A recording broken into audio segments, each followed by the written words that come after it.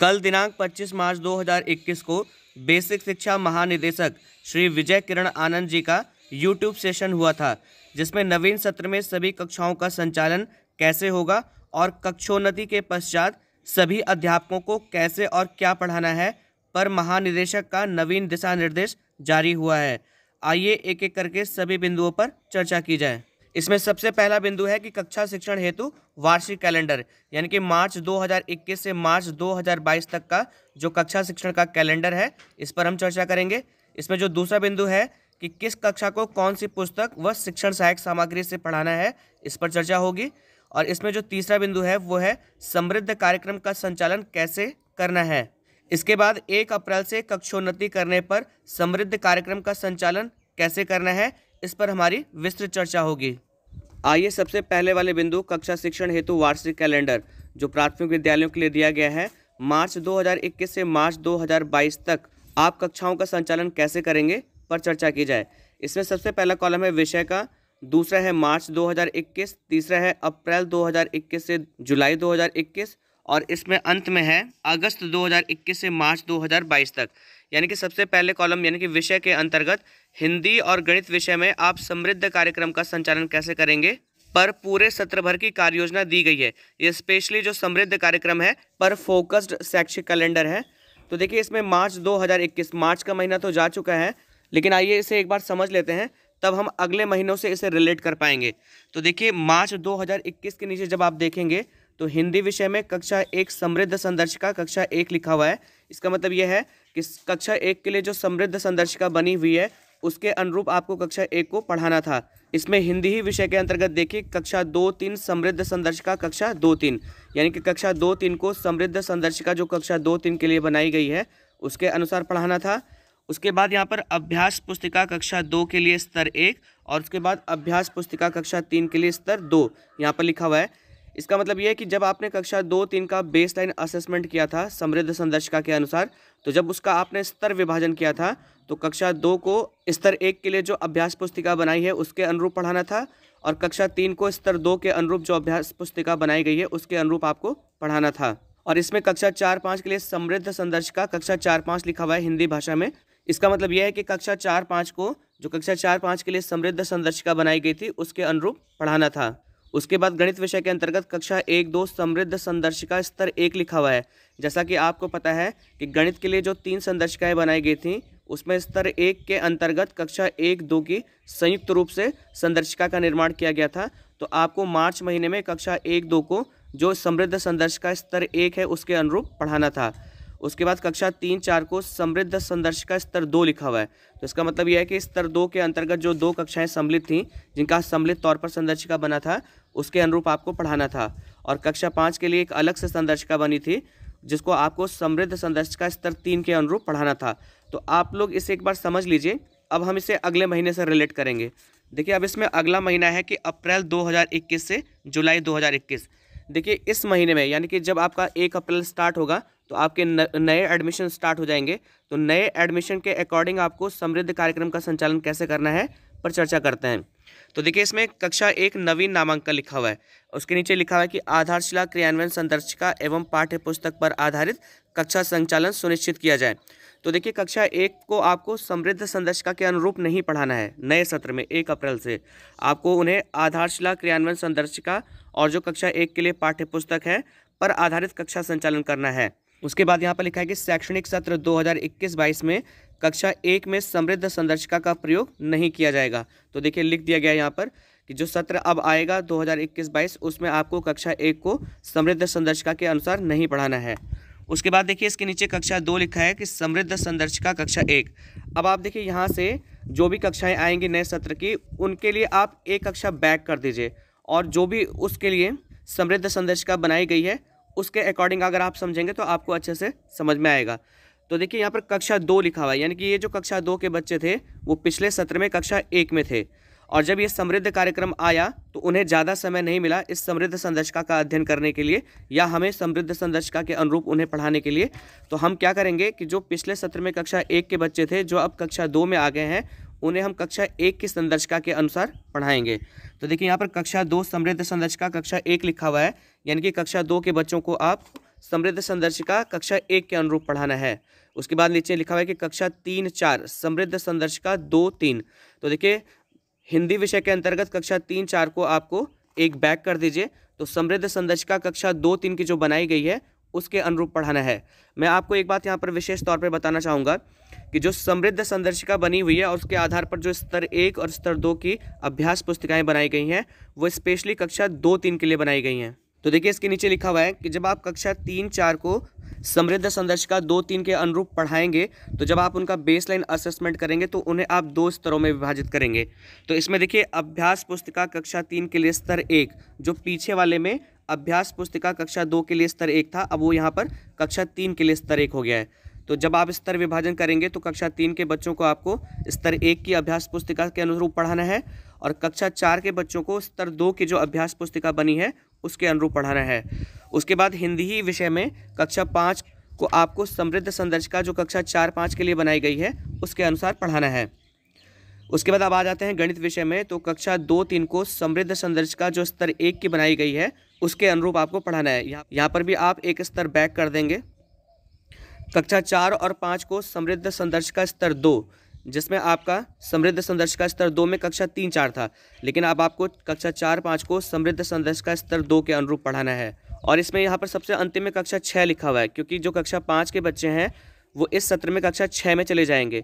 तो कक्षा 6, 7, 8 के लिए आपको जैसा पता है कि ध्यानाकर्षण कार्यक्रम का संचालन किया गया है, तो कक्षा 6 के बच्चों को ध्यानाकर्षण एवं पाठ्य पुस्तक पर आधारित कक्षा शिक्षण करवाना होगा। अब देखिए यहाँ पर अगस्त 2021 से मार्च 2022 की जो कार्य योजना है उस पर चर्चा की जाए, तो इसमें भी ठीक इसी तरह से जो नवीन सत्र का नामांकन है कक्षा 1 के बच्चों के लिए और जो हमने अभी बताया था ठीक उसी के अनुरूप वही कार्यक्रम आपको संचालित करना है। फिर हिंदी विषय के अंतर्गत अगस्त 2021 से मार्च 2022 तक आपको आधारशिला क्रियान्वयन संदर्शिका एवं पाठ्य पुस्तक पर आधारित कक्षा संचालन सुनिश्चित करना है। तो देखिए ये जो अभी तक हमने समृद्ध कार्यक्रम का आपको पूरा जो आपको कार्य योजना बताया वो केवल जुलाई 2021 तक करना है आपको। उसके बाद आपको हिंदी विषय में कक्षा 1 से 5 तक आधारशिला क्रियान्वयन संदर्शिका और पाठ्य पुस्तक पर आधारित कक्षा संचालन या कक्षा शिक्षण करना है। ठीक इसी तरह गणित विषय के अंतर्गत कक्षा 1 से 5 तक आपको आधारशिला क्रियान्वयन संदर्शिका और पाठ्य पुस्तक पर आधारित कक्षा संचालन सुनिश्चित करना होगा। और कक्षा 6 में भी ध्यानाकर्षण और जो उस कक्षा के लिए पाठ्य पुस्तक बनाई गई है उसके आधार पर आपको कक्षा शिक्षण करना होगा। इसमें देखिए नीचे एक नोट लिखा हुआ है कि शेष कक्षाओं / विषयों के लिए शिक्षकों द्वारा पाठ्य पुस्तक एवं राज्य स्तर से उपलब्ध कराई गई संदर्भ सामग्री का सहयोग से शिक्षण योजना बनाकर प्रभावी कक्षा शिक्षण किया जाएगा। तो देखिए समृद्ध संदर्शिका के अलावा जैसे आधारशिला क्रियान्वयन संदर्शिका है, गणित किट है और जो पोस्टर चार्ट वगैरह विद्यालय पे गया है उनका भी सहयोग आप समृद्ध संदर्शिका के हिसाब से जब आप कक्षा शिक्षण करेंगे तो इनका भी सहयोग आप लेंगे। अब आइए हमने जो वार्षिक कैलेंडर में जो बातें समझी हैं उसे और अच्छे से इस पिक्चर के माध्यम से समझने की कोशिश करते हैं। देखिए जो हमारे पिछले सत्र में बच्चे थे वो एक कक्षा और कक्षा उन्नति कर चुके हैं, तो उस आधार पर हम आपको इस पिक में जो भी आपको शिक्षक संदर्शिकाएं यूज करनी है, अभ्यास पुस्तिकाएं यूज करनी है, किनका बेसलाइन असेसमेंट करना है, किनका एंडलाइन असेसमेंट करना है, इन सभी चीज़ों को समझते हैं। तो देखिए सबसे पहले हिंदी विषय के अंतर्गत आपको इस समृद्ध कार्यक्रम का संचालन कैसे करना है इससे समझते हैं। इसमें सबसे पहला कॉलम है कक्षा, दूसरा है शिक्षक संदर्शिका, तीसरा है अभ्यास पुस्तिका, चौथा बेसलाइन असेसमेंट और लास्ट वाला है एंडलाइन असेसमेंट। तो देखिए इसमें जो कक्षा 1 के बच्चे थे वो कक्षा 2 में पहुँच चुके हैं, तो कक्षा 2 के बच्चों को आपको समृद्ध संदर्शिका कक्षा 1 के लिए जो बनाई गई है उसके अनुसार पढ़ाना है। इनके लिए आपको कार्य पुस्तिका और कलरव 1 यानी कि कक्षा 1 के लिए जो कलरव पुस्तिका बनाई गई है उस अभ्यास पुस्तिका का आपको उपयोग करना है। कक्षा 2 के बच्चों का बेसलाइन असेसमेंट नहीं होगा और न ही एंडलाइन असेसमेंट होगा। जैसा कि आपको पता है कि हमने आपको पिछले वीडियोस में बताया था कि कक्षा 1 के लिए जो समृद्ध संदर्शिका बनाई गई है तो कक्षा 1 के बच्चों का आपको न तो बेसलाइन असेसमेंट करना था और न ही एंडलाइन असेसमेंट करना था।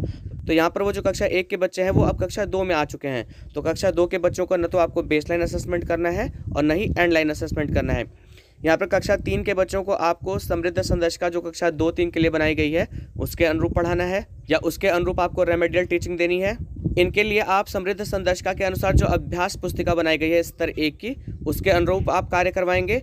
इनका बेसलाइन असेसमेंट भी होगा और एंडलाइन असेसमेंट भी होगा। कक्षा 4 के बच्चों को आपको समृद्ध संदर्शिका जो कक्षा 2-3 के लिए बनाई गई है उसके अनुरूप आपको रेमेडियल टीचिंग देनी है, और इनको आपको स्तर 2 के लिए जो अभ्यास पुस्तिका समृद्ध संदर्शिका के अनुरूप बनाई गई है उसके अनुसार आपको अभ्यास करवाना है।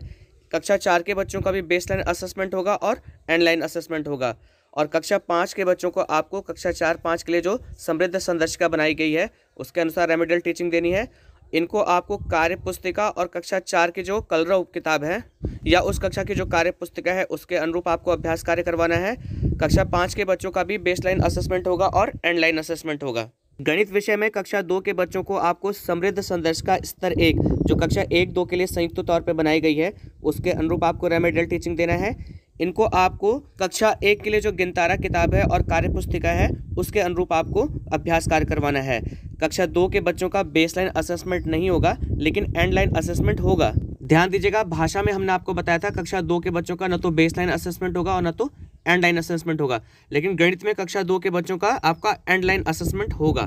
कक्षा 3 के बच्चों को आपको समृद्ध संदर्शिका स्तर 1 जो कक्षा 1-2 के लिए बनाई गई है उसी के अनुरूप पढ़ाना है, और इनके लिए आपको कार्य पुस्तिका और गिनतारा 2 जो कक्षा 2 के लिए गिनतारा बनाई गई है उसके अनुरूप अभ्यास कार्य करवाना है। कक्षा 3 के बच्चों का भी बेसलाइन असेसमेंट होगा और एंडलाइन असेसमेंट होगा। कक्षा 4 के बच्चों को समृद्ध संदर्शिका स्तर 2 कक्षा 3-4 की समृद्ध संदर्शिका गणित में जो स्तर 2 की बनाई गई है जिसमें कक्षा 3-4 सम्मिलित है उसके अनुरूप आपको रेमेडियल टीचिंग देनी है। इनको आप कार्य पुस्तिका गिनतारा 3 यानी कि कक्षा 3 की जो गणित की गिनतारा है और उसकी जो अभ्यास पुस्तिका या कार्य पुस्तिका है उसके अनुरूप आपको अभ्यास कार्य करवाना है। कक्षा 4 के बच्चों का भी गणित विषय में बेसलाइन और एंडलाइन असेसमेंट होगा, और कक्षा 5 में आपको समृद्ध संदर्शिका स्तर 2 जो स्तर 2 की गणित विषय में समृद्ध संदर्शिका बनाई गई है कक्षा 3-4 के लिए उसके अनुरूप आपको शिक्षण करवाना है, रेमेडियल टीचिंग देनी है। इनको आप कार्य पुस्तिका गिनतारा 4 यानी कि कक्षा 4 के लिए जो गिनतारा है और उसके लिए जो कार्य पुस्तिका बनाई गई है उसके अनुरूप अभ्यास कार्य करवाना है। कक्षा 5 के बच्चों का भी बेसलाइन और एंडलाइन असेसमेंट होगा। अब देखिए, बेसलाइन असेसमेंट के बाद आप ग्रुप में कैसे डिवाइड करेंगे इसे भी समझ लेते हैं। तो देखिए, सबसे पहले भाषा में यानी कि हिंदी विषय में सबसे पहला कॉलम कक्षा है, फिर यहाँ पर ग्रुप है अगला कॉलम। तो कक्षा 2 के बच्चों का बेसलाइन असेसमेंट के बाद कोई ग्रुप नहीं बनेगा, और हमने आपको बताया भी था कि कक्षा 2 का हिंदी में बेसलाइन असेसमेंट होगा भी नहीं। यहाँ पर कक्षा 3 के बच्चों का जब आप बेसलाइन असेसमेंट करेंगे तो आपको इनको 2 ग्रुपों में डिवाइड करना है, 2 स्तरों में डिवाइड करना है, स्तर 1 और स्तर 2। कक्षा 4 के बच्चों का भी बेसलाइन असेसमेंट के बाद आपको स्तर 1 और स्तर 2 स्तरों में विभाजित करना है, और कक्षा 5 के बच्चों का भी आपको बेसलाइन असेसमेंट के बाद 2 स्तरों में स्तर 1 और स्तर 2 में आपको डिवाइड करना है। अब आइए गणित विषय में समझ लेते हैं। कक्षा 2 के बच्चों का कोई ग्रुप नहीं बनेगा क्योंकि कक्षा 2 में हमने आपको बताया था गणित विषय में बेसलाइन असेसमेंट नहीं होगा।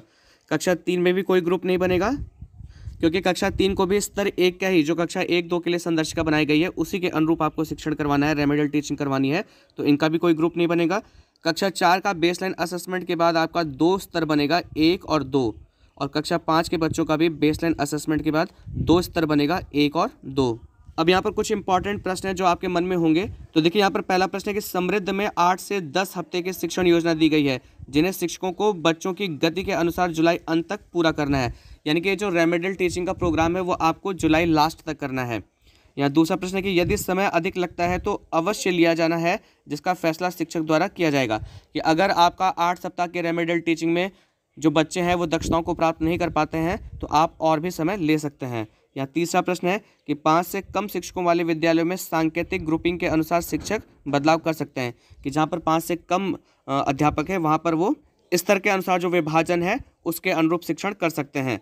और यहाँ पर चौथा प्रश्न है कि 50% उपस्थिति के दौरान बच्चों को गृह कार्य और ई पाठशाला के माध्यम से जोड़े रखने के अधिकतम प्रयास करने हैं जिससे उपचारात्मक शिक्षण पूर्ण कर सामान्य पढ़ाई जल्द शुरू हो सके। देखिए, अभी बच्चे 50% ही आ रहे हैं, तो आपको करना क्या है कि इस दौरान जब आप ये रेमेडियल टीचिंग दे रहे हैं तो बच्चों का जो गृह कार्य है और ई पाठशाला का जो PDF आता है उससे बच्चों को जोड़ के रखना है, ताकि जो उपचारात्मक शिक्षण के बाद जो नॉर्मल टीचिंग है उसके अनुरूप आप इजीली पढ़ा सकें। तो मैं आशा करता हूं कि इस वीडियो के माध्यम से जो भी जानकारी आपको दी गई वो आपको अच्छे से समझ में आई होगी।